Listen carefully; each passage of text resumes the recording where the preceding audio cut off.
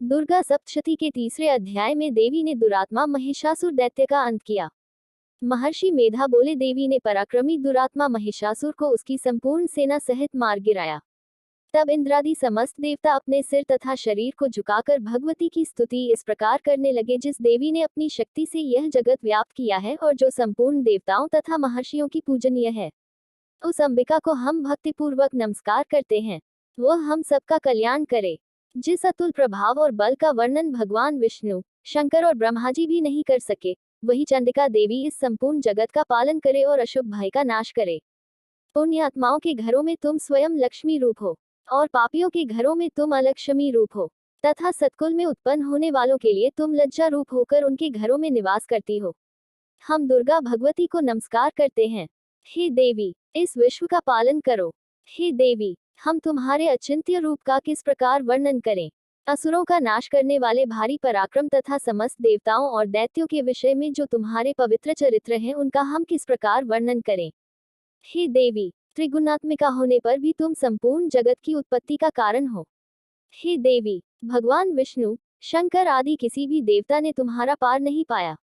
तुम सबकी आश्रय हो। ये संपूर्ण जगत तुम्हारा ही अंश रूप है, क्योंकि तुम सबकी आदिभूत प्रकृति हो। हे देवी, तुम्हारे जिस नाम के उच्चारण से संपूर्ण यज्ञों में सब देवता तृप्ति लाभ करते हैं, वह स्वाहा तुम ही हो। इसके अतिरिक्त तुम पितरों की तृप्ति का कारण हो, इसलिए सब आपको स्वधा कहते हैं।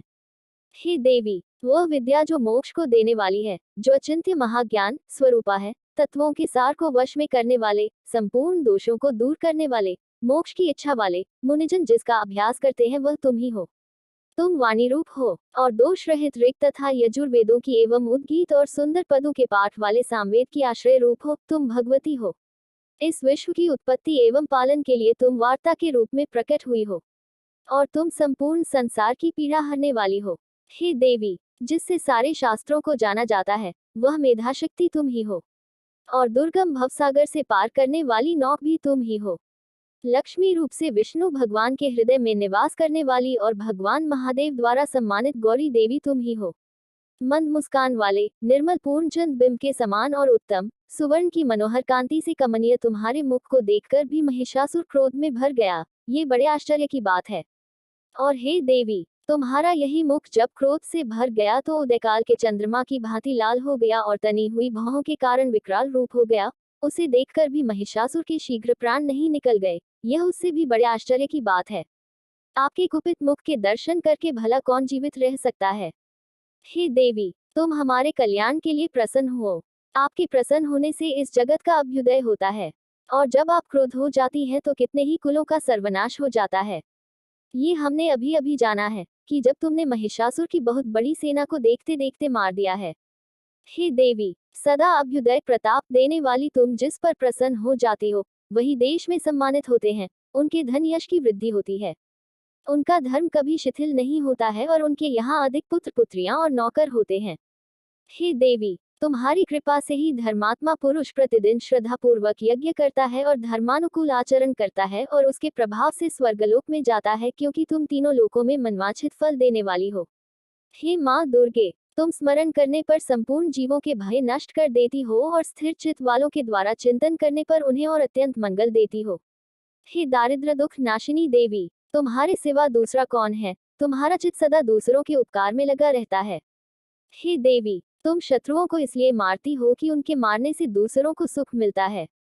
वह चाहे नरक में जाने के लिए चिरकाल तक पाप करते रहे हों, किंतु तुम्हारे साथ युद्ध करके सीधे स्वर्ग को जाएं।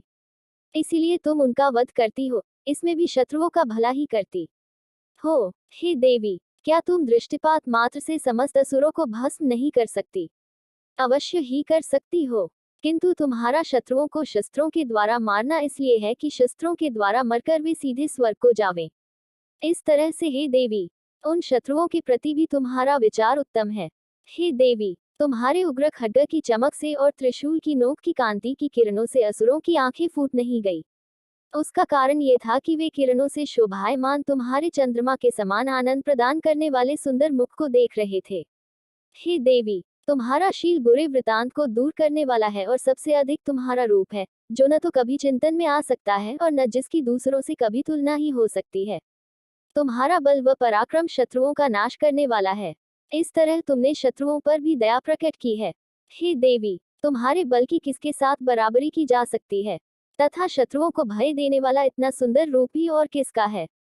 हृदय में कृपा और युद्ध में निष्ठुरता, ये दोनों बातें तीनों लोकों में केवल तुम्ही में देखने में आई है। हे माता, युद्ध भूमि में शत्रुओं को मारकर तुमने उन्हें स्वर्ग लोक में पहुंचाया है। इस तरह तीनों लोकों की तुमने रक्षा की है तथा उन उन्मत्त दैत्यों से जो हमें भय था उसको भी तुमने दूर किया है। तुमको हमारा नमस्कार है। हे देवी, तुम शूल तथा खड्ग से हमारी रक्षा करो, तथा घंटे की ध्वनि और धनुष की टिनकोर से भी हमारी रक्षा करो। हे चंडिके, आप अपने शूल को घुमाकर पूर्व, पश्चिम, उत्तर तथा दक्षिण दिशा में हमारी रक्षा करो। तीनों लोकों में जो तुम्हारे सौम्य रूप हैं तथा घोर रूप हैं, उनसे हमारी रक्षा करो, तथा इस पृथ्वी की रक्षा करो। हे अंबिके, आपके कर पल्लवों में जो खड्ग, शूल और गदा आदि शस्त्र शोभा पा रहे हैं, उनसे हमारी रक्षा करो। महर्षि मेधा बोले कि इस प्रकार जब सब देवताओं ने जगत माता भगवती की स्तुति की और नंदवन के पुष्पों तथा गंधनुलेपों द्वारा उनका पूजन किया और फिर सबने मिलकर जब सुगंधित व दिव्य धूपों द्वारा उनको सुगंधि निवेदन की, तब देवी ने प्रसन्न होकर कहा, हे देवताओं, तुम सब मुझसे मनवांछित वर मांगो। देवता बोले, हे भगवती, तुमने हमारा संपूर्ण कार्य कर दिया। अब हमारे लिए कुछ भी मांगना बाकी नहीं रहा, क्योंकि तुमने हमारे शत्रु महिषासुर को मार डाला है। हे महेश्वरी, तुम इस पर भी यदि हमें कोई वर देना चाहती हो तो बस इतना वर दो कि जब जब हम आपका स्मरण करें, तब तब आप हमारी विपत्तियों को हरण करने के लिए हमें दर्शन दिया करो।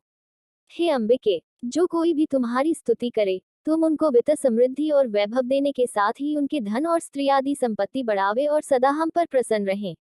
महर्षि मेधा बोले, हे राजन, देवताओं ने जब जगत के लिए तथा अपने लिए इस प्रकार प्रश्न किया तो देवी ने तथास्तु कहा, और यह कहकर देवी अंतर्धान हो गई। हे भूप, जिस प्रकार तीनों लोकों का हित चाहने वाली यह भगवती देवताओं के शरीर से उत्पन्न हुई थी, वह सारा वृतांत मैंने तुझसे कह दिया है, और इसके पश्चात दुष्ट असुरों तथा शुंभ निशुंभ का वध करने और सब लोगों की रक्षा करने के लिए जिस प्रकार गौरी देवी के शरीर से उत्पन्न हुई थी, वह सारा वृतांत मैं यथावत वर्णन करता हूँ।